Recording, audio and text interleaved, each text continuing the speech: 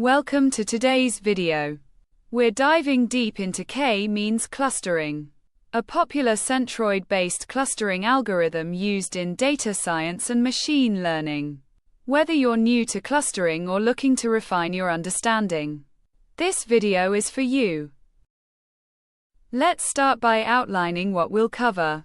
First, we'll understand clusters and their centroids, followed by how distances are computed in clustering algorithms. Next, we'll explore the K-means algorithm step by step and learn how to evaluate cluster quality using the within-cluster sum of squares, or WCSS.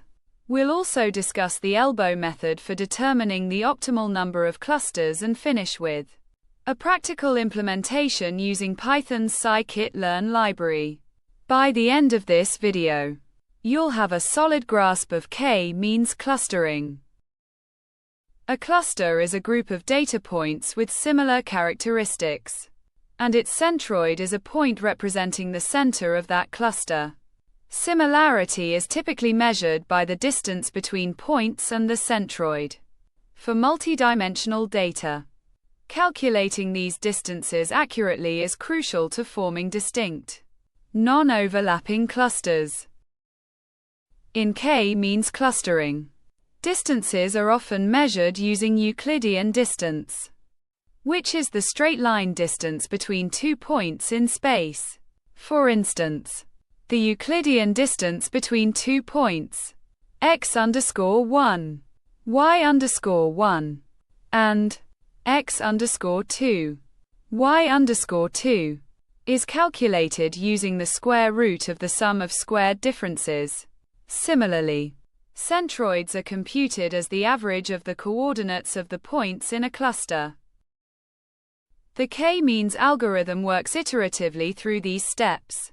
First, you select K clusters and initialize random centroids. Then, each instance is assigned to its nearest centroid, after which the centroids are recalculated as the mean of the assigned points. This process repeats until convergence, where no significant changes occur in the assignments. In Python, this is straightforward to implement using scikit-learn. To illustrate, consider the Old Faithful dataset, which contains 272 observations of geyser eruptions.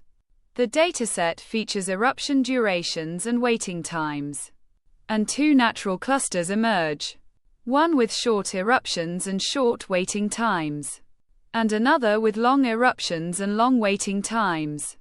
This is a classic example of how K-means can identify patterns in real-world data. The elbow method is a technique for determining the optimal number of clusters. It involves plotting the WCSS against the number of clusters. The elbow point in the graph represents the optimal balance between model complexity and clustering performance. Beyond this point, additional clusters offer diminishing returns. Implementing K-means in Python involves initializing the model, fitting it to data, and accessing the results. The cluster centers provide the centroid coordinates. Labels indicate the cluster assignments for each data point, and inertia represents the total WCSS, a measure of cluster quality.